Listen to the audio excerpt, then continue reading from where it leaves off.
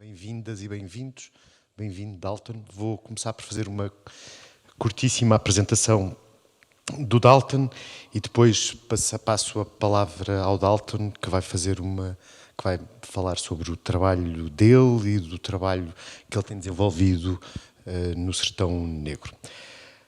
Boa noite e obrigado a todas e a todos por terem vencido a chuva e o mau tempo e se terem juntado a nós. É uma alegria ter-vos cá. Antes de mais, quero agradecer ao Dalton Paula pela presença aqui. É uma honra e uma grande alegria tê-lo cá e agradecer aos meus colegas que tornam estas conversas semanalmente possíveis. De uma forma muito rápida, para não roubar tempo ao artista, não é? É para isso que estamos cá, é para ouvir o Dalton e não para ouvir o Nuno Crespo. Vou fazer uma apresentação muito sumária da sua biografia e depois partilhar alguns dos motivos meus, pessoais, que me fascinam no trabalho desta artista e que me levou a mim, à Lília Schwartz e ao Daniel Ribas a ter o Dalton Paula. Acho que foi logo dos primeiros convidados, quando pensámos neste ciclo do Não Foi Cabral, o Dalton foi logo o primeiro nome, depois da MC Carol, que deu o título ao ciclo, o Dalton Paula veio logo a seguir. Deste artista, e não só os motivos, partilhar convosco alguns dos motivos que me fascinam no trabalho do Dalton, mas também os motivos pelos quais considero que o Dalton é um dos artistas mais significativos a trabalhar atualmente. E não estou a dizer isto por ele estar aqui, mas considero mesmo o trabalho do Dalton um dos maiores contributos que a arte contemporânea faz nos nossos dias. Bem, Dalton Paula nasceu em Brasília, mora e trabalha em Goiânia e é bacharel em artes visuais pela Universidade Federal de Goiás. É verdade. Das muitas exposições em que já participou, gostava de salientar algumas. Em 2021, participou na exposição Enciclopédia Negra, e perdoem-me começar por esta, mas é uma exposição que nós inauguraremos na galeria aqui da Escola das Artes no dia 22 de junho, onde o Dalton tem um lindo retrato do qual nos falará hoje, por isso não vou antecipar. E também foi a primeira pintura que vi do Dalton. Em 2020 fez a sua primeira exposição individual, Dalton Paulo, um sequestrador de almas, em Nova Iorque, na importante galeria Alexander and Bonin. Em 2019 foi um dos 5 premiados da 7ª edição do prémio CSI Senai, Marco António Vilaça, para artes plásticas, expôs no 36º Panorama da Arte Brasileira, no Museu de Arte Moderna de São Paulo, e em 2018 foi selecionado para a Trienal Songs for Sabotage no New Museum em Nova Iorque.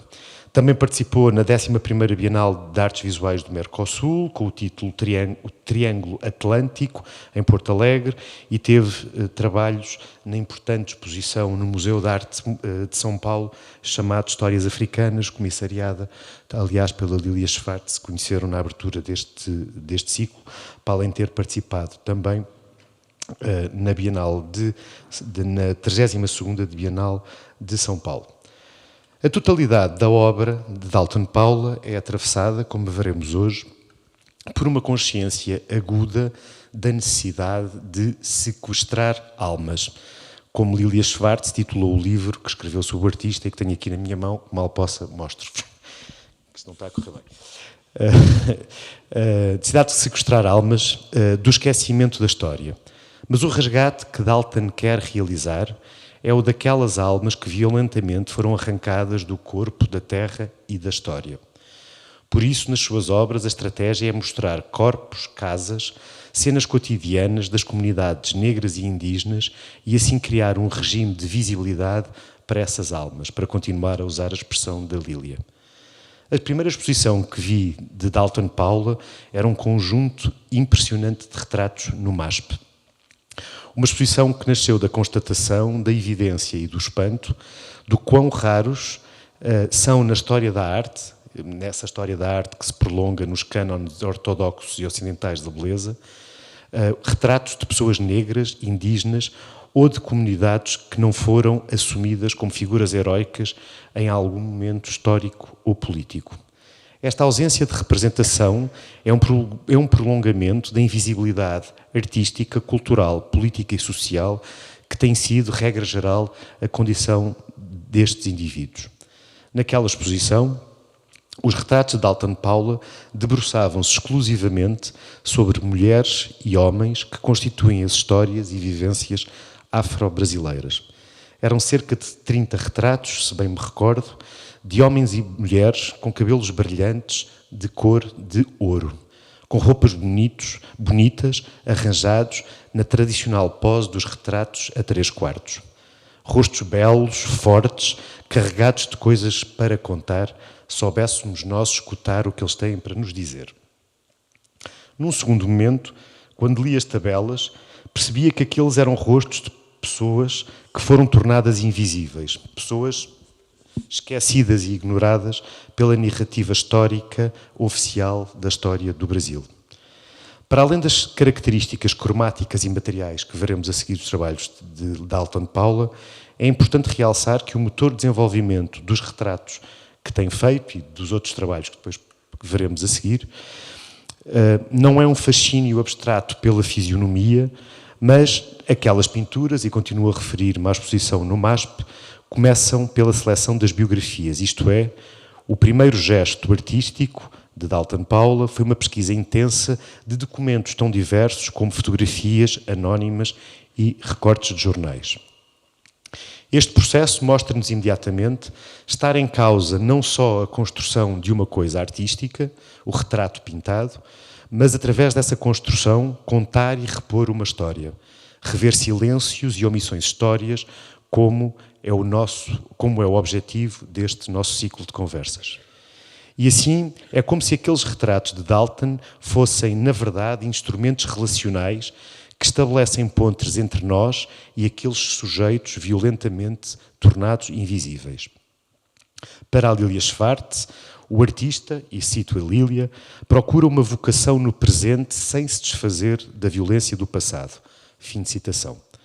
Violência essa constituída pelo apagamento destas figuras e pela sua dissolução numa espécie de fissura histórica que o artista, de modo, digo eu, brilhante, reconstitui porque faz as suas pinturas em duas telas. Eu acho que vamos ver no retrato do Daniel, que o Dalton nos vai mostrar, a ver-se bem, as telas são sempre divididas a dois, é um retrato, mas tem uma separação a meio, que é esta tal fissura. Cada retrato está dividido, partido ao meio, acentuando não só a tal fissura de que fala a Lilia Schwartz, mas também uma zona de intervalo, mas também introduz naquele todo pictórico uma ideia de desequilíbrio, de desencontro e de assimetria, que são fundamentais na maneira como Dalton pede, creio eu, que olhemos para estes rostos. Para além daqueles desequilíbrios voluntários resultantes do modo como Dalton pensa e faz a pintura, para além de fazer outras coisas, faz esculturas, cerâmica e por aí fora, como veremos hoje, há outro aspecto a salientar, que é o modo como, na sua maioria, os cabelos de todos os personagens de Dalton são pintados com folha de ouro de 22 quilates. Esta opção assinala não só a extrema importância da cabeça e dos adornos nos cabelos nas tradições afro-brasileiras, mas são uma forma de transportar para estes rostos mais luz. Para além de todo o simbolismo histórico do ouro, desde assinalar a opulência e o poder, a lembrar os roubos e as pilhagens feitos durante as ocupações dos territórios estrangeiros, há um brilho e uma espécie de aura sagrada que o ouro, enquanto dispositivo pictórico, eficazmente consegue materializar. Um uso pictórico e compositivo que permite fazer coincidir a pertinência histórico-política, que é um elemento fundamental no trabalho do Dalton, com a eficácia do dispositivo com que ele constrói as imagens. O conjunto das suas obras, as tais pinturas, desenhos e esculturas, que tem vindo a desenvolver, constitui verdadeiramente, aquilo a que eu gostaria de chamar uma galeria decolonial. E no caso dos retratos, apesar de serem retratos póstumos, eu acho que de todos os retratos nenhuma das pessoas está vivas, e das suas histórias serem praticamente ignoradas, é nessas ausências que reside a sua potência e energia libertadora. E para voltar à Lilia, o que mais nos agarra e surpreende e comove, diria eu, nas obras de Dalton é a beleza, a humanidade e o acolhimento com que elas nos recebem. Por isso podemos dizer que no trabalho de Dalton está em causa a construção não só de uma estética e de uma ética, mas também uma tentativa notável de tornar presentes tantas ausências. E para terminar, gostava de sublinhar que não se trata na obra deste artista, que hoje iremos ver em maior detalhe, de desenvolver uma fala sobre aqueles que foram tornados invisíveis, ou seja, não é só um discurso sobre esses sujeitos apagados da história e que ficaram sem voz, mas a sua obra é um mecanismo importante e fundamental que torna atuantes no nosso presente as figuras que sopram através dos ventos do passado e se tentam fazer ouvir no nosso tempo comum e que, de algum modo, ainda o tentam salvar. Obrigado, Dalton, por ter feito tantos quilómetros para estar aqui hoje connosco. É uma alegria poder recebê-lo e prometo que da próxima vez que voltar vamos ter um sol e muito calor para o receber e não esta chuva horrível, está bem? Bem-vindo, Dalton. Bom, boa noite a todos e a todos. Queria pedir a bênção aos mais velhos, aos mais novos, pedir licença também aos donos dessa terra, dizer que é com muita alegria que eu estou aqui. Queria agradecer à Universidade em nome do professor Nuno pelo convite e dizer que é uma das coisas que eu mais gosto de fazer, né? Falar de arte, compartilhar um pouco da pesquisa e do trabalho que eu tenho feito. Bem como o professor Nuno disse, eu moro e trabalho em Goiânia, né, em Goiás, no centro do Brasil. É uma cidade que fica a 200 quilômetros de Brasília, a capital federal. O estado de Goiás é um estado que economicamente está baseado no agronegócio. Então, basicamente, muita plantação de soja e criação de gado. E são modos muito agressivos, né, com o cerrado, que é o bioma que a gente tem no centro-oeste, que são as grandes bacias hidrográficas do Brasil, nascem no cerrado, né, dá origem aos grandes rios. E o meu trabalho ele está dentro desse contexto, né? E eu tenho trabalhado com essa questão do corpo negro, interessado nessa diáspora africana, né, e como que isso se relaciona, né, com esse período colonial. Então, o corpo negro, né, do qual eu falo, ele tem a referência dos terreiros, né, que são as casas religiosas das religiões de matriz africana no Brasil, os quilombos, né, que são esses lugares de resistência negra, que são ressignificados hoje, né, na capoeira, na roda de samba, nas escolas de samba, nessas agremiações negras no Brasil.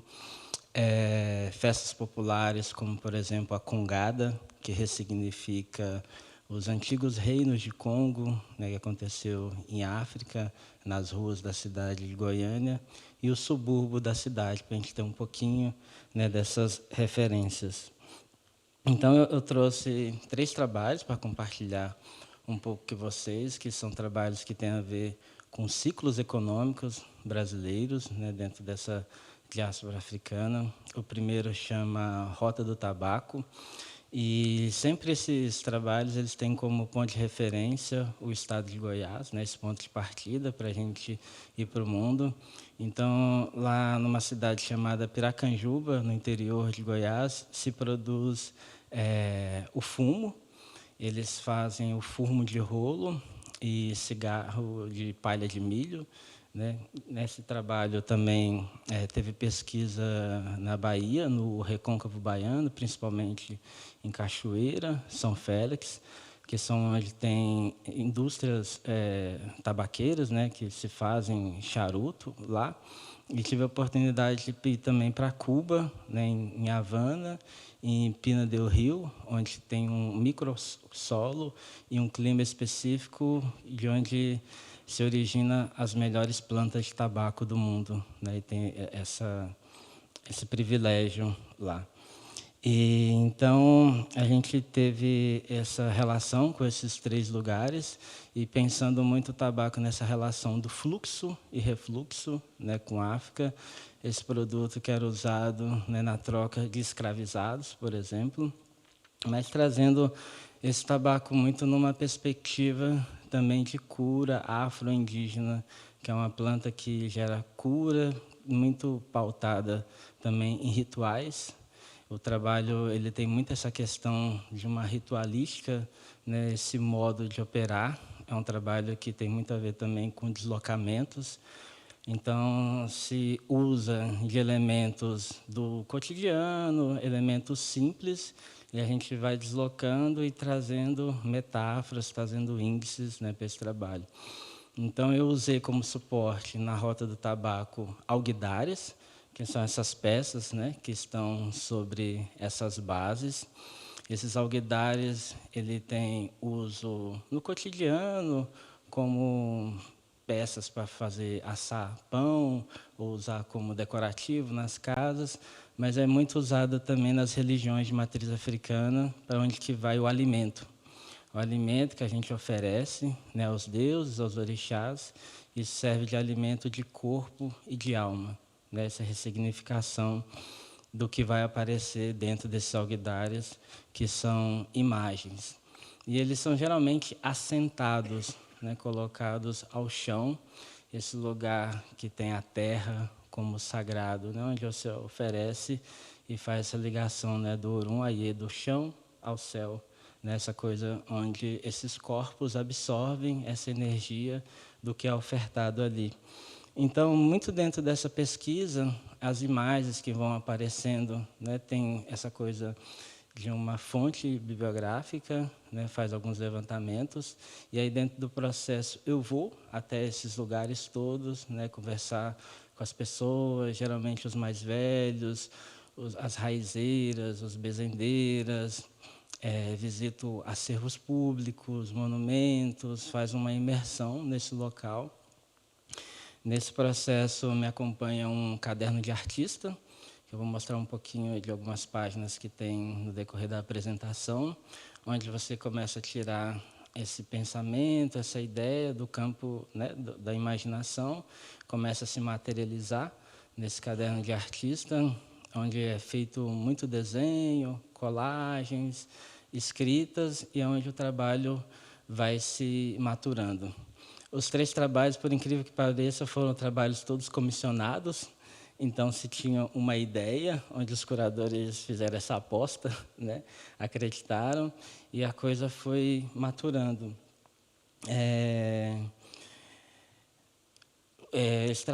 O Alguidar é uma peça de barro, né, ela foi uma homenagem ao recôncavo baiano, que é esse formato côncavo, né, onde que tem as imagens, e esse grande desafio de ocupar, né, esse espaço, que foi a primeira vez que eu pego um espaço fora de um elemento mais bidimensional, né, e plano. A primeira, ele foi apresentado na 32ª Bienal de São Paulo, né, que é esse prédio que tem esse grande desafio, né, desse pé direito duplo de ocupar. A ideia primeira era que ele ficasse diretamente no chão, mas recebem 1 milhão de visitantes, né, durante a edição toda, então tem uma questão de segurança. Então foi negociado dentro dessas bases, né, para colocar os trabalhos, que foram 51 peças de diferentes tamanhos, pensar justamente um ritmo, né, dessas peças, desses 3 formatos, e aí que gerou essa grande instalação. Esse senhor está carregando esse alguidar da região de Maragogi-Pinho, que é um grande polo de olaria. Então, a ideia era entrar um pouco desse universo, né, desses artesãos, dessas pessoas que fazem, né, e muito lá é um mangue, né, esse lugar desse encontro do rio com o mar, no rio Paraguaçu. E eles fazem diversas peças e diversos utilitários, né, inclusive alimentam os próprios restaurantes da comida baiana, que é uma comida muito famosa.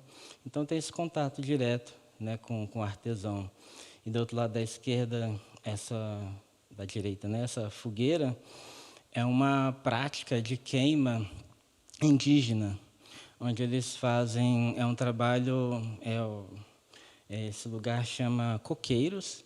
A gente tem uma grande matriarca lá chamada Dona Cadu. Dona Cadu hoje deve estar em torno de 104 anos. é uma senhora bezendeira, mestre sambadeira de caboclo, e que ensinou essa tradição da cerâmica para a comunidade toda. Basicamente, um trabalho feito por mulheres, né? Então, eles fazem essa queima junto, lá nesse espaço. Então, eles reúnem todas as peças, né, dessas artistas, e eles vão colocando, se organizando como essa espécie desse glue. E aí vão colocando madeiras entre essas peças, e aí depois coloca formando esse glue, que é essa parede, e depois reverte isso tudo com bambu. E é muito interessante que é uma queima também bem ritual, assim. Esse rio, ele tem uma barragem na parte mais alta dele, então o rio que sofre a influência das marés. Então, quando a maré está cheia, ela vem com ventos. E é uma queima que acontece muito rápida, geralmente meia hora, mais ou menos, e já chegaram a medir, vai até uns 1000 graus Celsius a temperatura.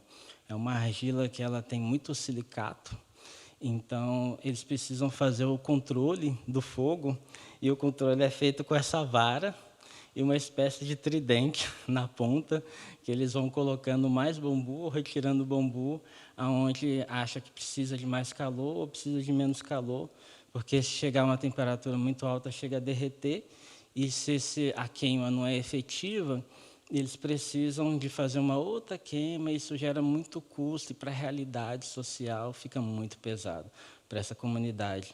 Então, são camadas super importante que, de algum modo, estão no trabalho e faz com que a gente vai sempre nesse direcionamento de tocar as profundezas do rio, né, que é a ideia assim, do trabalho ser mais denso e mais profundo cada vez mais. Aqui a gente tem uma das imagens, né, que apareceu na série, e aí tem a imagem de referência, e aí como isso é transformado na pintura dentro dessa peça do Alguidar. Então, essa peça é desse Papa, né, Pio X, que era um Papa que fumava charuto. E aí eles fizeram uma homenagem, né, dessa embalagem para o Papa.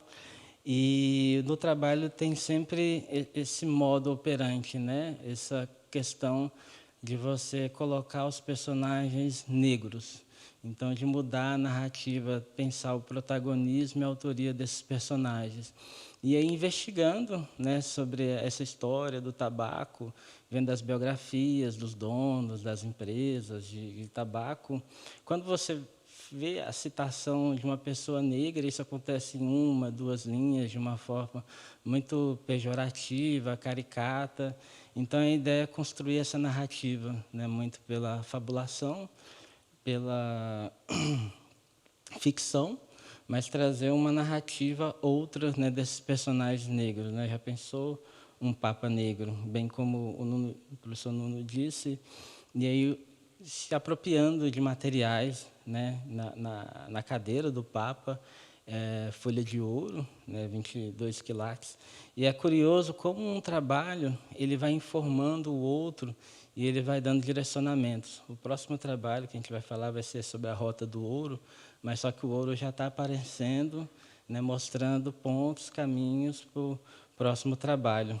E é curioso porque, nesse momento, ainda o personagem ele ainda estava com os olhos fechados ainda, e com esse nariz bege, né, e uma boca que quase não aparece, que é uma mancha, né, que tem essa relação do silenciamento dos corpos.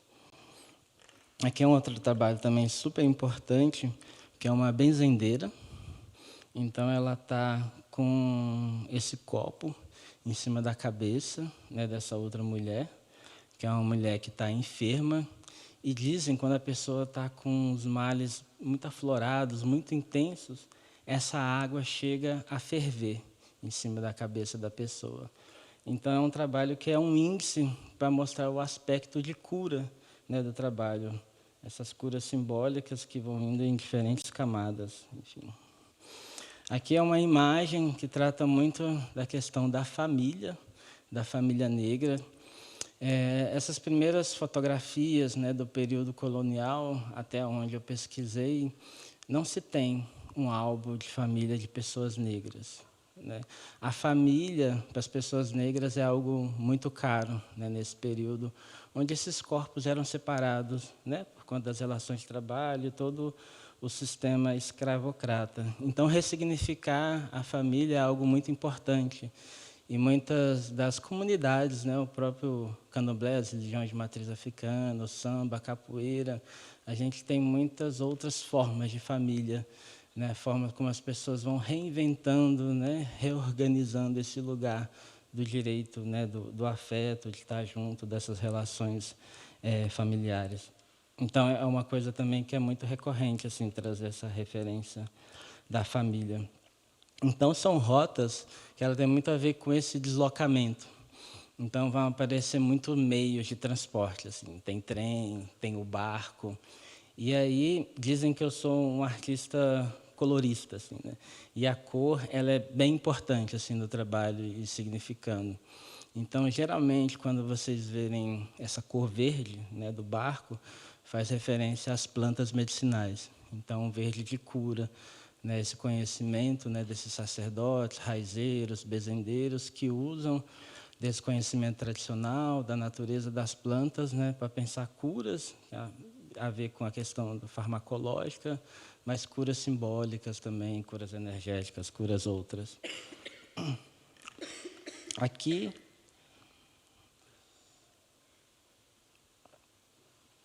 foi uma imagem que eu encontrei no acervo público, né, de São Félix. E é muito curioso porque é uma foto de desfile cívico. E esses desfiles é um momento muito importante assim das cidades. É um momento de protagonismo. E geralmente quem desfila são filhos dos prefeitos, das pessoas que têm importância e poder na cidade. E como em Cachoeira, São Félix, praticamente 90% da população é negra, você encontra, né, esses corpos negros nesses lugares. Assim. E aí a referência também da escola, que é super importante, né, que é um lugar hoje que eu ando acreditando muito na educação, né, o poder transformador da educação. Aqui é um pouco da forma como foi organizado os trabalhos dentro das bases, né, desse ritmo, aí mostrando um pouquinho do trem. Tem algumas imagens também de monumentos que eu fui encontrando em Havana, a ver com a Revolução, com embalagem de charuto. Aí o professor, negociações, os diálogos, muita imagem de embalagem de charuto também. E foi um trabalho que ele tem a base, basicamente, dos todos os personagens, esses tons brancos, que é o tom relacionado à cura da medicina. Então, o branco também está muito ligado nessa questão da medicina, da cura. E aqui já é o trabalho Bamburro, que foi apresentado no MAN, né, no Panorama da Arte Brasileira. E aqui já é discutindo um pouquinho da questão da Rota do Ouro. Foi um trabalho que eu usei como base a cidade de Pilar, de Goiás, e Crixás. Goiás também é uma cidade que foi muito fundada dessa questão da mineração. Então, essa vinda, né, o sertanismo, né, os bandeirantes para o interior do Brasil, à procura do ouro. E outro lugar de referência foi Diamantina, Minas Gerais, que é uma cidade muito famosa pelos diamantes, né, e os ouros que é encontrado lá. Minas, de uma forma geral, é um estado brasileiro que é muito forte essa atividade da mineração. Vocês devem ter acompanhado, né, os acidentes, crimes que tiveram com as barragens e o tanto que isso é intenso ainda, né, no estado. Eu não sei, eu na minha forma de pensar, quando o ouro sai do interior da terra, gera um desequilíbrio. Assim. Então, a gente usou como suporte desse trabalho essas bateias, que são bateias de metal e algumas de madeira, as mais antigas, todas usadas. Foi um material que eu demorei 3 anos para conseguir coletar. Né? A bateia ela é um instrumento de separação, né, do ouro, do cascalho, onde o ouro está inserido, e ela faz a separação. E a ideia é pensar nessa separação social, né, essa metáfora.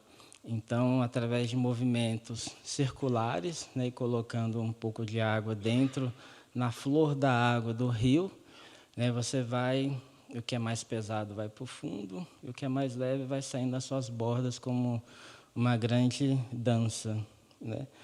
E era interessante que todas elas fossem usadas, porque ela já traz uma história, né? Tem muito de gambiarra, né? De atrito, de questões de intempérie, de ferrugem, de alguns elementos que usam muito de coisas improvisadas, assim, às vezes fundo de geladeira, de fogão para fazer, né, esse tipo de instrumento. E aí eu estava falando que o garimpo é esse lugar que é uma espécie de um barril de pólvora que a qualquer hora pode estourar, assim. O garimpeiro é uma figura muito desconfiada, assim. E o garimpo é um lugar de muita tensão, né, de disputa de poder, né, lugar que tem a ver com muito com tensões como o alcoolismo, coisa de drogas, prostituição e o grande desequilíbrio ambiental que gera, né? Então são lugares assim de muita tensão, então a gente precisa chegar com muito cuidado, eles são muito desconfiados. O azogue, que é um dos produtos para você identificar o ouro, certo garimpeiro tinha descoberto que ficava partículas, resíduos de ouro nesse azogue. Então chegou uma pessoa querendo trocar azogue velho por azogue novo, que na verdade ia filtrar para tirar aquele ouro. E depois as pessoas foram ver isso, e por isso que quando a gente chegava com a proposta de trocar uma bateia usada por uma velha, gerava sempre uma discussão, uma desconfiança, assim, o que é que essa pessoa vai fazer com essas bateias, enfim. E daí, para trazer essa referência, né, desse trabalho, foi feito um ensaio fotográfico. Isso aqui são imagens da Serra Pelada, né, no Pará, que teve uma corrida imensa, se tirou muito ouro, né, dessa região. Vocês devem acompanhar até hoje. A gente tem vários problemas relacionados à floresta amazônica, ocupação de terras indígenas, né, dentro dessa lógica dessa corrida pelo ouro. Aqui um pouquinho da ilustração, né, das atividades, e isso no Rio, do uso cotidiano. Aqui mostra um pouquinho da como eles organizam, né? E até tem uma questão de atrito que faz com uma lixadeira no fundo, faz esse desgasta, né? Para o ouro parar ali, né? Nesse movimento para ir se prendendo nessas paredes, que para mim já é um trabalho artístico, né? Essa própria constituição do durepox, da chapa de alumínio, do rachado, dos intempéries, já vai tendo muita informação, né, sobre o material. E aqui um pouquinho do que eu tinha comentado com vocês, que é do caderno de artista. Eu uso muito o bico de pena, né, os desenhos, e eu uso uma tinta sépia, que traz essa coisa do marrom, da pele negra, e algumas colagens. Então, como eu estava dizendo, foi feito um ensaio fotográfico num desfile na cidade de Salvador, de uma banda de fanfarra. Então me interessava muito como esses corpos negros conduziam esses instrumentos musicais, assim. Então eu estava pensando como é que eu vou trazer o ouro, né, para a discussão da rota do ouro. Então a ideia foi trazer esse elemento metálico através de instrumentos musicais. E por que a música? A música, para mim, é uma das maiores artes, assim, o seu poder de atravessar, né, os tempos, ressignificar e fazer com que a coisa reverbere. E o músico é uma figura muito interessante nos corpos negros, por exemplo. O músico ele conseguia estar em lugares que outros corpos não estariam, né, no desfile, numa festividade, nos encontros. Então, ele conseguia ter uma inserção, né, que geralmente outros corpos não estariam. E essa ressignificação desse lugar, né, fora ali do trabalho braçal, né, dessa coisa, e pensar uma subjetividade também, esse lugar do artista, né, do músico. Então, foi escolhido os instrumentos, né, e aí esse ensaio. Então, eu fotografei várias imagens, né, dos músicos desfilando e tal, e aí recortava esses corpos. Então, na série, a gente tem aqueles instrumentos todos e uma presença muito forte da ausência, né, que é um conceito importante do trabalho, né, essa ausência desses corpos ali nos lugares. Então, onde a coisa vai se maturando, né, esse lugar dos cadernos de artista, e aí de onde que vem a referência, né, dos instrumentos e como isso vai se formando, né, pegando forma, vai entrando na discussão do trabalho. Essa daqui é uma imagem que eu gosto muito, assim, porque quando a gente está com esse ouvido atento, o trabalho vai conversando com a gente, né? Vai mostrando o direcionamento, vai mostrando as resolutivas que ele quer ter. E aí tinha esse carrinho de picolé no meio do grupo de fanfarra, né? Mas para que o pessoal está com um carrinho de picolé na fanfarra e tal? Mas, na verdade, era um carro que tinha água dentro, que dava suporte, porque o sol quente, né, de calor e tal. Então, ele ia dando água para os instrumentos. Então, foi uma forma de trazer as águas do rio, através do carro. E também a cor dele, azul. Aí um pouco da bandeira de fanfarra. Aqui tem um outro índice interessante, que as cores dessa bandeira, né, dessa insígnia, são as cores da bandeira do estado da Bahia, né, que é o estado mais negro que a gente tem hoje no Brasil, né, que foi, enfim, né, a primeira capital brasileira, Salvador. É um lugar muito importante, né, para a história do país, quanto a história dos corpos negros também. Aí um pouco mais das fanfarras, das bateias, e aí a folha de ouro, e como isso vai se ressignificando. E agora falar um pouquinho desse outro trabalho, que é sobre a Rota do Algodão. Então, a Rota do Algodão, as referências foram o estado do Maranhão, que é o estado brasileiro onde se plantou algodão pela primeira vez, né?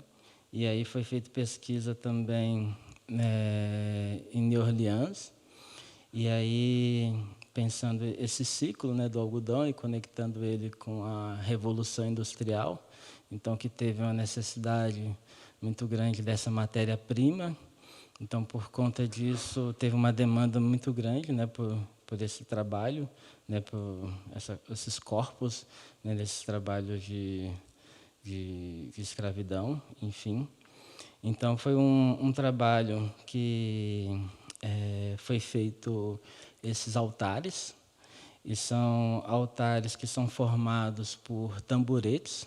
São tamboretes que são muito populares, né? Bancos, assentos que as pessoas usam no interior das casas, colocam na frente das casas para ficar conversando no final do dia, que foram formando esses altares.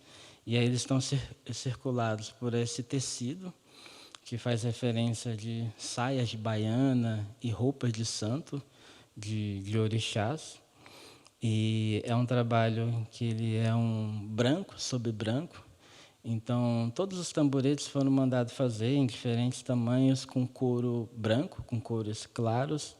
E a gente tem o branco do tecido, né, que tem tecido de diferentes formatos e estilos, com adornos, que tem a ver também com essa relação de tempo, que dentro das referências de religiões de matriz africana, quanto mais adornado, significa mais tempo, mais vivência, dentro do espaço, né, da casa. E a gente tem sobre esses altares garrafas, que faz referência ao Vodum, que são garrafas rituais. Todas elas estão vestidas com uma lonita, que é geralmente o material que eu uso para fazer minhas telas, né, que tem um outro tom, né, de branco.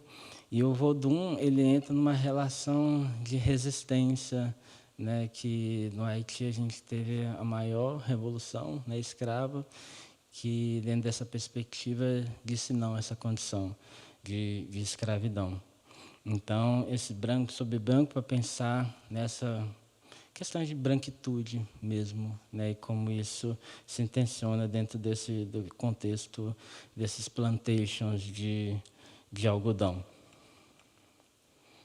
Esse trabalho ele foi apresentado na Pinacoteca, né, do estado de São Paulo. Aqui é praticamente o cartão de visita, quando você entra no museu, é o primeiro espaço, né, então esse desafio de ocupar esse lugar. E como os outros trabalhos, nesse correr, né, desses lugares, é curioso que a geografia, o tanto que se repete, né, esse formato dos rios, né, esses quilombos, geralmente lugares que se davam de difícil acesso, lugares que têm essa relação do rio, né, lá na Bahia, o Rio Paraguaçu, no Maranhão, Itapecuru, né, em New Orleans, o Rio Mississippi, né, desse fluxo, né, de transporte tanto de escravizados como de matéria-prima, e para permitir, né, esse fluxo e refluxo dos materiais.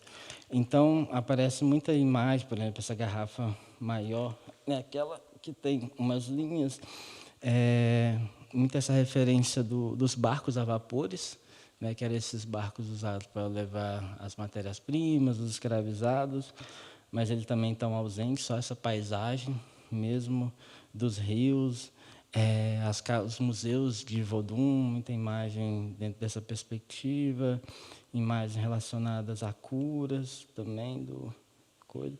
Aqui tem um índice super importante que são agulhas de máquina de costura. São essas agulhas que prendem esse vestido, faz referência aos bonecos Vodun, né, que você enfia a agulha, e essas violências, né, essas violências que tem dentro desse processo. Aqui é o mestre Peixinho, do Maranhão, é um mestre de tambor de crioula, né, então, o tanto que a música, né, é importante, né, o jazz, o blues, as outras musicalidades, o tambor de crioula, são importantes, né, dentro desse contexto, né, de resistência e ressignificação. Então, aqui é a imagem do mestre Peixinho. E aqui uma referência das garrafas, né, como geralmente elas aparecem. E aí, para vocês perceberem um pouco, né, dessa força da ressignificação. Então, todos os objetos aí usados no cotidiano, né, como espelho, uma colher, garfo, a tesoura, a linha, e como isso é reorganizado, né, como é que é reorganizado e vai se transformar em outra coisa dentro dessa questão do ritual, da fala, da força, da palavra, do gesto, né, da fé, que vai levando isso para outros lugares. Então, é aqui um pouquinho dessa comparação das imagens também de referência, né, desse contexto da questão do fazer texto, do algodão, de trançar, dos carretéis, um pouquinho dos estudos, né, do desenho no papel craft e como isso vai se reorganizando assim. É um trabalho que ele teve uma paleta muito grande de brancos, de tons brancos, que iam para o ocre, para o nápoles, para o verde, para o vermelho, para os cinzas. De longe você vê aquela grande massa branca, e é um trabalho que ele convida para estar próximo, né, para o íntimo. E aí, quanto mais você aproxima, aí aquela questão que eu falei do barco, né, e aí tem a ausência dele para trazer essa questão novamente da ausência social. E aí, quanto mais se aproxima, mais você vai vendo, né, coisas, então que chama para estar perto, né, para se aproximar dentro desse contexto. E garrafas de diferentes tamanhos, foram 104 garrafas, né, que são garrafas que colocam leite de coco, bebida alcoólica, azeite, vinho, dos mais diversos produtos do cotidiano mesmo. Aí um pouco de máquinas, né, muito máquinas, essa referência da Revolução Industrial. Enfim. E agora trazer um pouquinho para vocês do Sertão Negro, né, que é uma escola de arte lá em Goiânia, foi fundada por mim. É uma das minhas grandes alegrias hoje, né? Por isso que eu coloco no currículo essa coisa da arte educador mesmo, da educação como lugar de transformação. Ainda mais nesse momento que a gente passou, né? Momento de pandemia, e o Brasil teve uma crise política também, onde as universidades, as escolas estavam sendo atacadas, onde a cultura foi muito atacada, onde foi extinguido o Ministério da Cultura. Foram momentos de trevas, assim, momentos muito difíceis para a cultura. Então, acreditando muito nesse poder, né, da educação transformador. Então, eu e minha companheira, nós compramos um terreno de aproximadamente 1.000 metros quadrados e construímos esse galpão, mais ou menos de uns 200 metros quadrados, e fundamos o Sertão Negro, que é esse lugar muito baseado, né, nos quilombos mesmo, essa metodologia de quilombo, de terreiro, das comunidades tradicionais, onde a terra é sagrada, as plantas são sagradas, esses elementos da natureza. E a gente instituiu um programa de residência artística, né, onde a gente recebe artistas do mundo. A gente tem o Embarek e a J. Mombassa, que foi um dos artistas, das artistas que passaram pelo Sertão Negro. Então, a proposta é ficar uma semana em imersão no Quilombo dos Calungas, que está localizado na Chapada dos Veadeiros, no norte goiano. E a gente direciona, né, os artistas para os seus interesses, né, ligados às questões da terra, das plantas, conversar com mestres tradicionais. É um lugar onde eles produzem o seu próprio alimento, tudo orgânico, a maioria das casas de bioconstrução, de adobe, de um cerrado ainda muito bem preservado, né, fonte de água. O Cavalcante, que é um dos municípios que constitui o Quilombo dos Calungas, tem 70% de água potável. Isso é um índice muito difícil de você conseguir, né, hoje na relação que as pessoas têm, né, com essa natureza. Aqui é a Mamadi, que é uma artista, sacerdotisa, líder quilombola da Jamaica, que nós recebemos pelo programa da Bienal vigente agora, da Bienal de São Paulo, né, um dos artistas. A residência foi um dos programas da Bienal de São Paulo. E aí um pouco, né, da paisagem, dos caminhos que a gente faz na residência. Então, na residência, a gente tem aula de capoeira Angola, nesse chalé, onde a gente também tem curso de cerâmica. É um espaço onde a gente comemora os aniversários, festividades, tem encontros, lançamentos de livro, encontros de grupos LGBTQIA+, de mulheres negras. Um pouquinho das cerâmicas, né? As aulas de cerâmica que acontecem. Todas as árvores do espaço estão sendo identificadas com nome científico, nome popular, com uso, estão feitas todas de barro, né? De argila.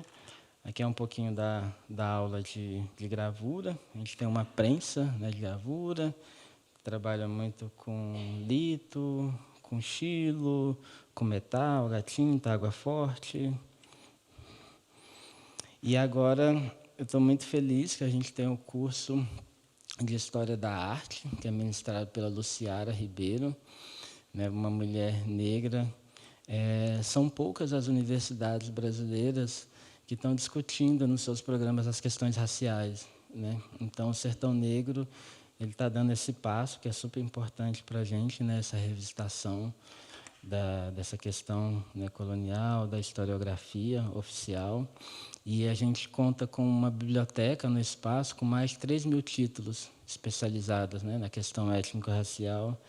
É uma biblioteca muito especial, que não é todo lugar que a gente encontra uma biblioteca tão especial assim. Aí aqui é a minha companheira, a Ceissa Ferreira, que coordena o Cineclube Maria Grampinho. Maria Grampinho é uma personalidade da cidade de Goiás, uma cidade histórica, né? E ela, como é uma coisa recorrente assim, né, dos corpos negros, essa questão psiquiátrica, né, dos problemas mentais, enfim. É uma pessoa que usava grampos de cabelo sobrepostos nos cabelos, usava vários vestidos, né, também sobrepostos e com vários botões e gravetos. Vivia nos porões da poetisa Cora Coralina, né? E são corpos e pessoas que são muito maltratados assim, né, no seu cotidiano, né, esculachados, enfim. E aí essa referência que é importante para a gente, né, de uma mulher negra do estado de Goiás. E o Cineclube, ele tem como ação, né, esse protagonismo, né, de personagens e diretores negros, né, trazendo essa questão racial para a discussão. E é onde a gente convida a comunidade, né, enfim, tem pipoca, suco, e depois tem uma discussão, né, sobre os filmes. Aqui é uma área, eu acho que é a primeira vez que eu estou mostrando publicamente essa imagem, porque tem 2 meses que a gente comprou uma área que chama Sertão Verde, do mesmo tamanho do Sertão Negro, aproximadamente 1.000 metros quadrados, um lugar onde a gente começou a produzir nosso alimento. Então, tem as hortaliças, tem as verduras, tem um lugar de agrofloresta, tudo orgânico, né? Uma das coisas que a gente está vendo nas mãos das pessoas, a gente tem um banco de semente com 160 espécies de sementes crioulas, de milho, de feijão, fava e vários outros tipos de planta, que a ideia é a gente salvaguardar, né, e germinar e reproduzir essas plantas e ter esse diálogo com as comunidades tradicionais, troca genética, enfim, conservação. É um pouquinho da nossa biblioteca, que está sendo catalogada agora.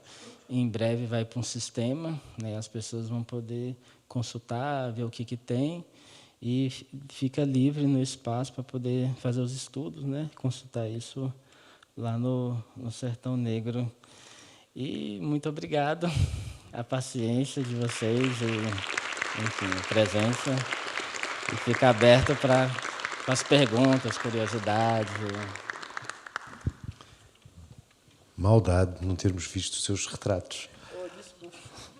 Não tem, bota um para a gente ver. Não tem aí, não tem. Bem, mas quem quiser, estão aqui neste. É que são retratos muito impressionantes. São muito.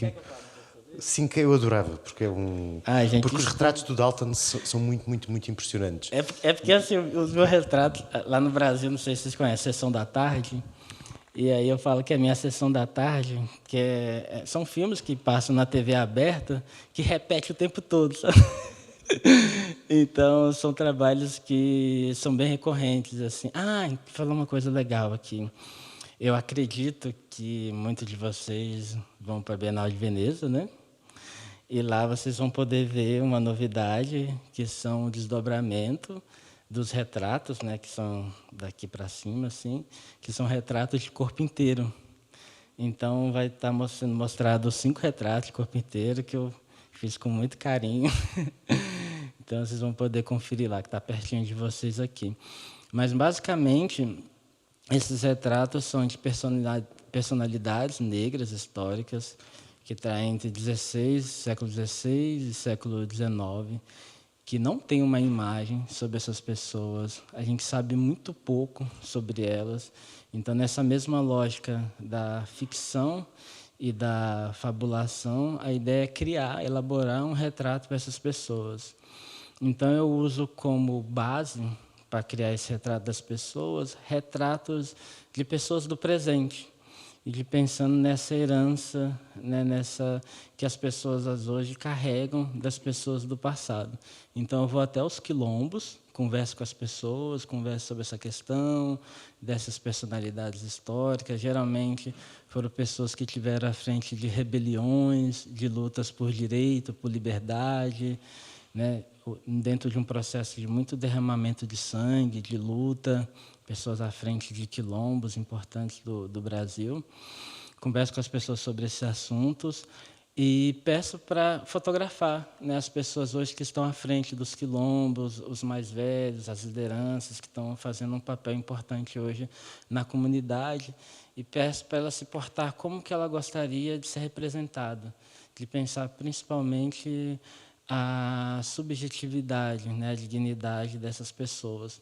Então, é um trabalho que é um convite a um estúdio de fotografia ou de pintura, que tem toda uma pesquisa, né, de estilo de cabelo, de corte, de roupas de época, para trazer a questão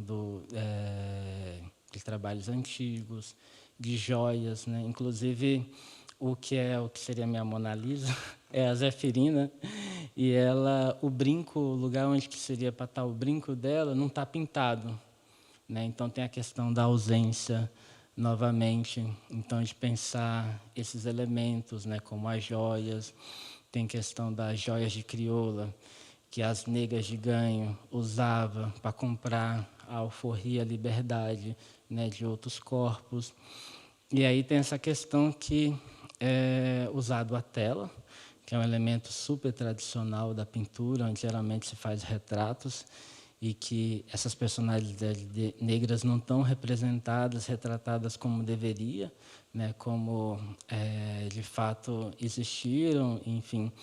Então eu uso a tela por conta disso, mas são duas telas emendadas. Então você tem essa fissura, né, no meio que pode esconder ou surgir algo, tem a questão da fresta, e me sinto meio que um arqueólogo na busca desses fragmentos do que seria, né, esse retrato, o que seria a face dessas pessoas. E aí esses retratos, cada vez mais, eles começaram a ter lugares que sem estar pintados. Então tem umas coisas que você consegue ver a tela crua, né? E isso geralmente sugerindo caminhos, né, linhas, e pensando, né, será que os caminhos pelos quais a gente está percorrendo são caminhos, né, que são corretos, né, são caminhos que estão nos interessando de fato. Tem uma questão muito curiosa que é a respeito do tempo, essa exposição que o professor Nino comentou. A gente teve trabalhos que foi feito em 2018, 2020 e 2022 a 23. E aí, bem nesse momento, né, dessa crise política, econômica, eu tive em Nova York para fazer uma individual, então eu fiquei 90 dias, fiz 24 retratos, no meio daquela coisa de pandemia, Nova York era o epicentro, aquela belezura toda. E aí depois eu volto para o Brasil para fazer 15 retratos, eu fiquei 1 ano e meio. E foi bem no momento que estava construindo o ateliê, mas só que a relação de tempo era outra, esse tempo muito mais pausado, pensando, refletindo sobre as coisas, a questão do ritual. Então, o cabelo dos personagens, né, isso é uma coisa curiosa, quando o trabalho vier, vocês podem reparar, tem um tratamento diferente no aspecto formal. Então, eu pinto na lonita, que é um tecido bem grosso, rugoso, então há um tratamento, né, nessa região do cabelo, com imprimação de gesso acrílico, várias camadas, até ela ficar bem liso, e é fixada essa folha de ouro 22 quilates. E o que permite também que a gente consegue puxar fios muito finos de cabelo. Então, esse cabelo é construído com uma técnica de achura, com fios, com pincel 3 zeros e fio extremamente fino. Então, é feita uma camada toda no cabelo, espera secar, faz outra camada. E aí, da terceira para a quarta em diante, a gente vai conseguindo fazer o volume, né, dos cabelos. E é esse aspecto ritual também na forma de pintar, né, que faz essa referência do ritual, de pensar o tempo. E aí você consegue perceber isso na pintura, no modo que está pintando, no tratamento. Ver que no cabelo tem um tratamento diferente pelo restante do outro corpo, e aquela coisa também de cada vez te convidar para aproximar. Que aí você vai aproximando e você vai ver até o friso do cabelo. E aí agora, esses retratos, eles foram feitos 8, e aí foi selecionado pela curadoria 5 desses retratos, né, nessa mesma lógica. A novidade agora, como o tema da Bienal é esse, o estrangeiro em todo lugar, são todos pessoas que vieram dessa diáspora de África, né, para o Brasil. E vou antecipar uma coisa para vocês, né, continuação dessa série, vão ser séries de crianças negras, né?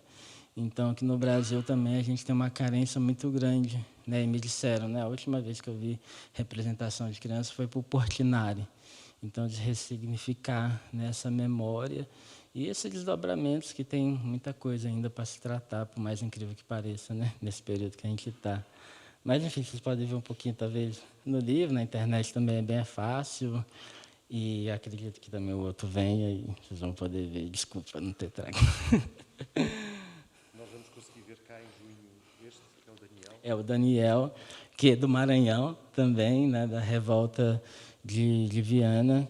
E aí foi até uma questão que eu tive no livro, fala com a Lília, né? Ela falou assim, né, mas no Quilombo não tinha essas roupas, né? No...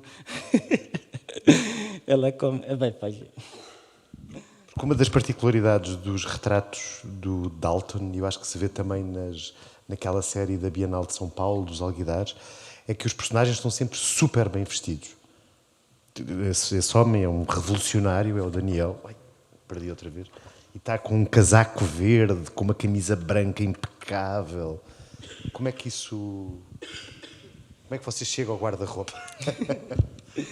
E aí tem essa pesquisa, né, que como eu disse, né, esse convite a um estudo de fotografia, e o pensamento é como essas pessoas gostariam de ser retratadas, né, como que elas se sentiriam bem, e geralmente isso tem a ver também com status social, com lugar social, né, então como que foge, né, muito dessa lógica dos fotógrafos históricos como Cristiano Júnior, Henschel, Mark Ferrell, que traz esse corpo no lugar ali, né, do caricato, do trabalho braçal. Então, esses personagens que estão com a roupa suja, com a roupa rasgada, com o pé descalço.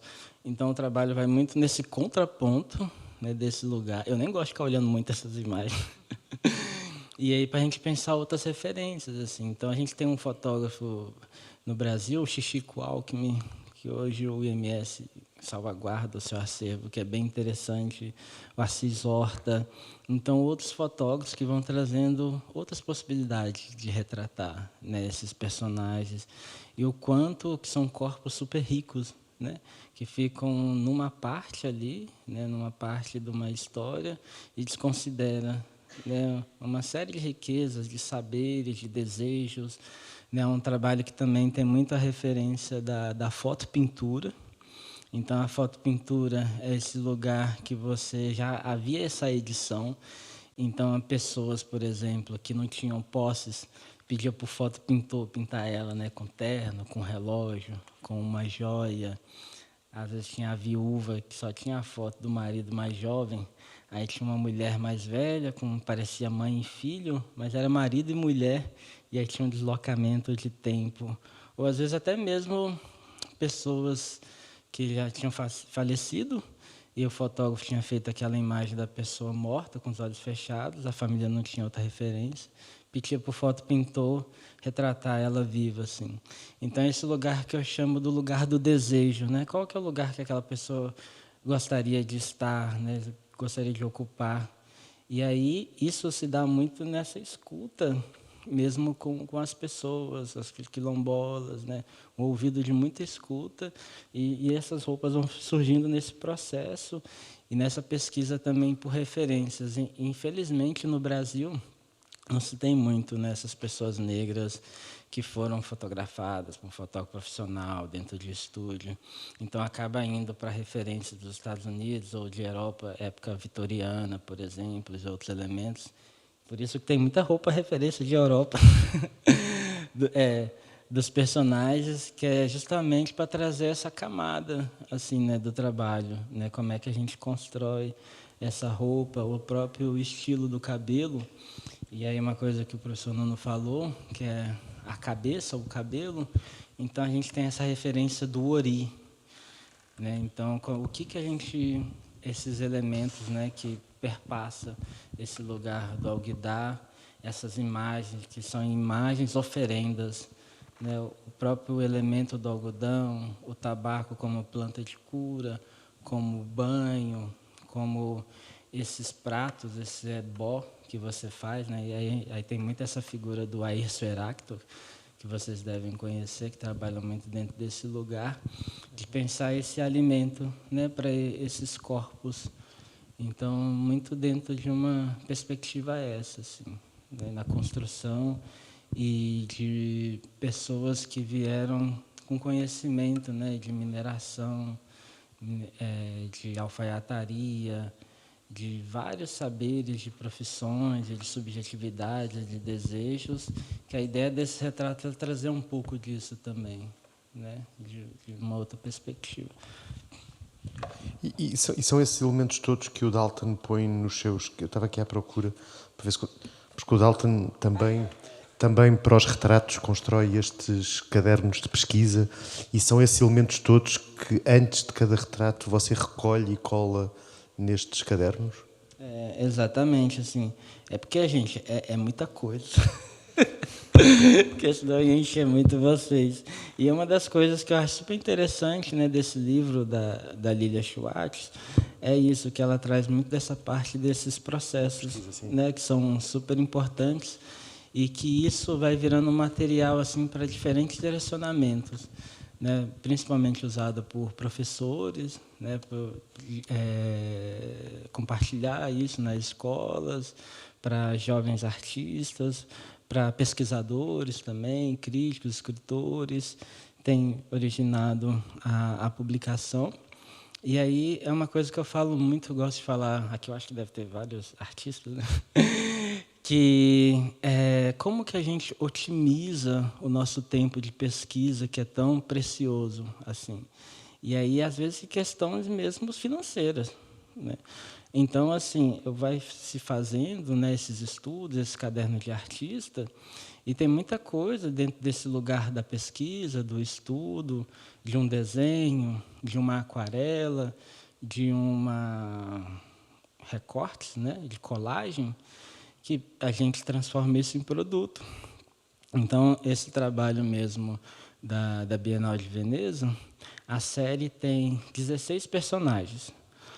E aí eu fui compondo, pesquisando a roupa, e aí tem elementos, outros, base, tem cadeira, tem suporte. Esse período que a fotografia, o tempo de exposição era muito longo, então vários objetos que as pessoas apoiarem para ficar inerte. E aí tem elementos de fundo, aparece muita escada, que traz essa metáfora de ascensão social, livro, coruja, guarda-chuva também, lugar social. Então, eu vou compondo todos esses elementos e tem a composição pronta. A gente vai pensar a proporção. Então, quando chega tudo, é por aqui que vai, aí eu começo a fazer uma série de estudos. E aí, esses estudos hoje são todos comercializados. E aí eu faço ainda uma pintura menor do que seria o grande formato. O formato do trabalho ele é 2,10 metros por 1,10. Então, vou fazer o estudo daquela pequena, que já é mais recurso para poder financiar. Né? Para dar conta de tudo, eu estava trabalhando com 7 assistentes. Então, tudo custa, né? Espaço, tinta. No ateliê teve que ter uma bancadinha para a gente conseguir pintar lá em cima. Tudo mandado fazer. Então, é uma coisa que eu gosto muito de falar para jovens artistas, né? Como é que a gente pode gerar produtos para a gente poder financiar aquele trabalho e aproveitar o tempo que você dedicou ali na leitura. E tem muita de repetição, né? Testa a cor, misturando as cores. E isso tudo fica aberto lá no Sertão Negro para todos os jovens artistas que estão lá. A palavra, eu acho que mais resume é a troca. Né? Eu aprendo muito, né, com as urgências, com a juventude, com os artistas novos que estão lá, a gente trocando ideia. E aí compartilha um pouco dessas leituras de código, de acesso institucional, né? E tem essa troca que é muito bonita, e isso fica como um caderno mesmo, aberto. Quando eu estou fazendo, estou fazendo isso, por causa disso, daquilo outro e tal. E assim a gente vai vivendo em comunidade. Antes de abrir aqui as perguntas às nossas alunas e alunos e aos meus colegas, eu lembro-me quando estávamos em São Paulo e estava a conversar com a Lilia Schwartz, quando estavam a lançar este livro, a determinada altura o Dalton disse qualquer coisa como: cada vez me interessa menos a autoria individual e me interessa mais o coletivo. Gostava de... Isso é interessante porque naquele trabalho da Rota do Algodão, e esse trabalho também dos grandes formatos, isso está muito presente, assim. Então, uma das coisas que eu fiz foi excluir meu Instagram, né? Hoje a gente tem o Instagram do Sertão Negro, então existe essa marca Dalton Paula. Então eu já estou muito mais interessado no Sertão Negro, né? Eu acredito que o meu trabalho artístico é uma missão, né? Como é que eu posso contribuir para trazer novas perspectivas, novas narrativas, né? Deixar algum legado aí para as futuras gerações. Então, os processos são compartilhados, né? A gente tem pensado na escola formas de inserção desses jovens. E é curioso porque na parede lá da Pinacoteca dos agradecimentos, a lista tinha uns 30 nomes, assim. Então, a pessoa que fez a saia foi minha mãe de santo, a pessoa que costurou, que colocou a roupa nas garrafas, o artista que construiu os bancos. Então, assim, a gente não faz nada sozinho, né? E todas as partes do processo são importantes. Eu acho que a gente tem que valorizar tudo. Então, isso está cada vez mais presente, assim, as pessoas que perpassam, né, todo o processo do trabalho. E a gente está num processo muito forte lá no Brasil. Tem um movimento de subir ao pódio, né? Quem que é o mais bonito, quem que é o artista mais inteligente, quem que é o artista... E essa coisa não está interessando. E pessoas que andam discutindo isso, e eu não sei onde que essas pessoas estão tirando essa referência, porque nos quilombos que eu vou, nos terreiros que eu vou, a gente faz as coisas tudo dentro de um coletivo, né? Quando você vai no terreiro, você coloca os anéis, os títulos lá na porta, e ali entra uma pessoa que está no sentido da comunidade e de entender também o tanto que o coletivo ele é forte, como pessoas que têm saberes que vão compartilhar com a outra. Recentemente eu fui curador da Mostra dos Brasis regional de Goiânia. E aí a gente fez um convite, um chamado na cidade para as pessoas irem para o Sertão Negro e os curadores ver os portfólios de todo mundo. Foram uns 40 artistas.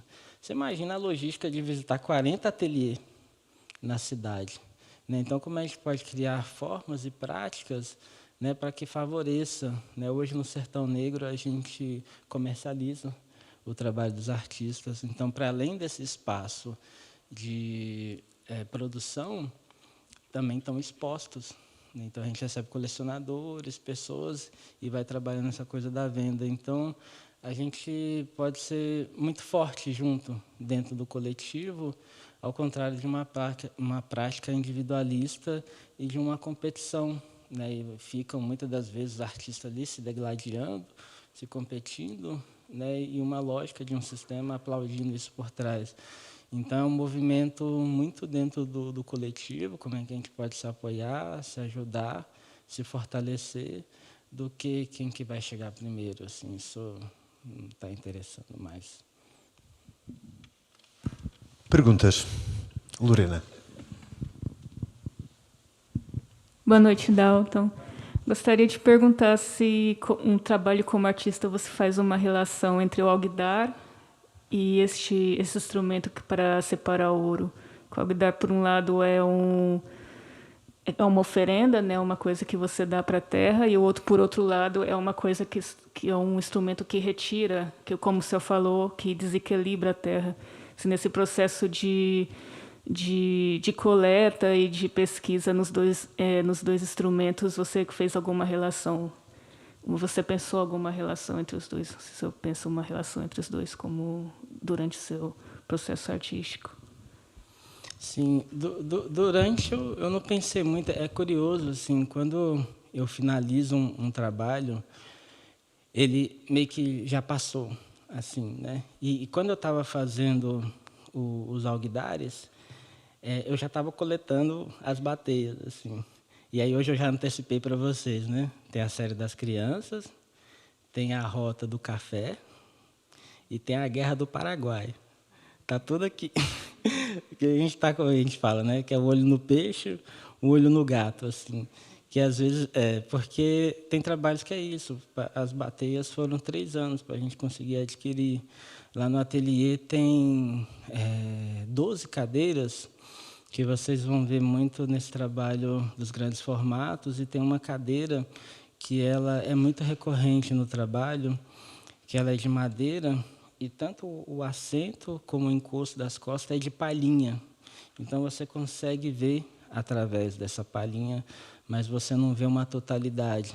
Então, isso tem muito a ver com o transe, e tem a coisa da palavra assento e a questão do assentamento, né, que é uma metáfora para o que você vai assentar em um prolongamento do corpo, a cor marrom, né, que faz referência da cor da pele.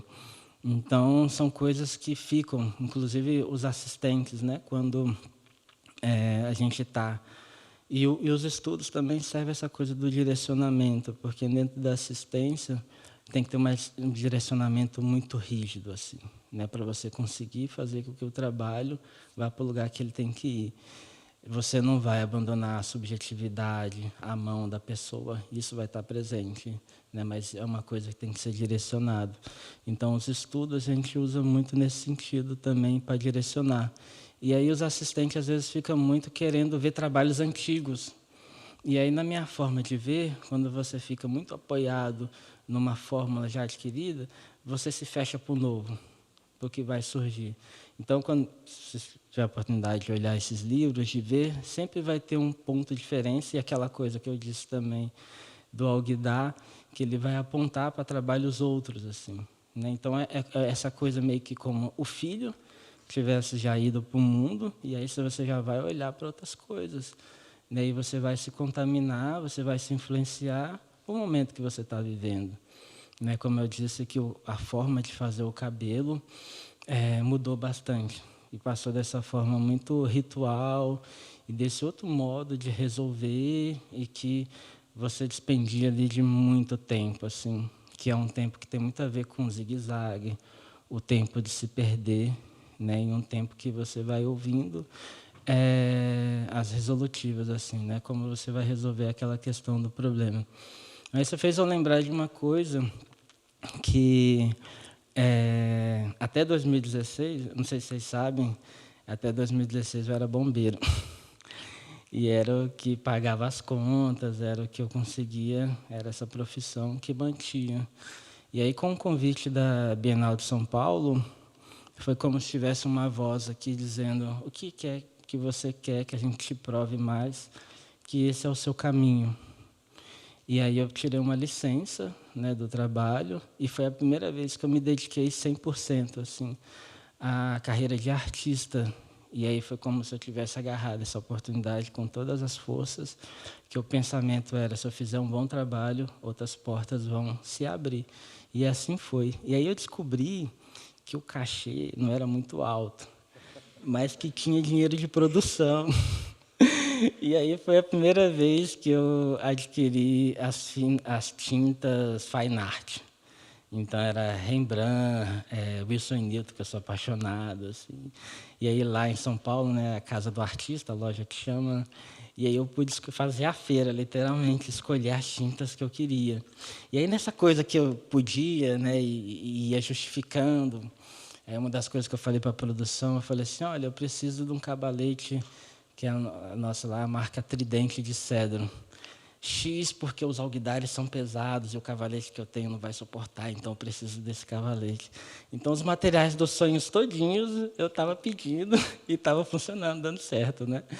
E aí eu estava numa loucura assim de querer usar a cerâmica tal, o melhor artesão para poder fazer os alguidares. Mas aí eu vi que era besteira, assim, porque o interessante era apropriar daquele alguidar que as pessoas já faziam para aquele uso. Então era o alguidar que eu encontrava na feira mesmo, né? E uma das grandes referências é uma feira que a gente tem em Salvador, que é a Feira de São Joaquim, onde a gente encontra, né, todos esses objetos. E aí, por isso, aquela fotografia, né, de estar com artesão, de estar com material que era usado mesmo e era aquilo que eu ia fazer. Mas, às vezes, não tem muito uma ligação. Às vezes acontece mais isso de um trabalho que está apontando, que está tendo coisas para outro, do que, às vezes, uma ligação muito forte. Eu não sei se eu respondi. Mais perguntas? E que silêncio. Foi muito esclarecedor. A Maria Coutinho não quer... Estamos assim... É a nossa colega Maria Coutinho, que costuma ser muito interventiva. No bom sentido, com ótimas perguntas. Não era uma crítica. Era um... Bem, não havendo perguntas, Dalton, foi muito bom ouvi-lo. Vamos ter a sorte de ver o pequeno Daniel no dia ao vivo, em junho. E obrigado por teres vindo. Gente, muito obrigado aí, viu? Muito obrigado mesmo.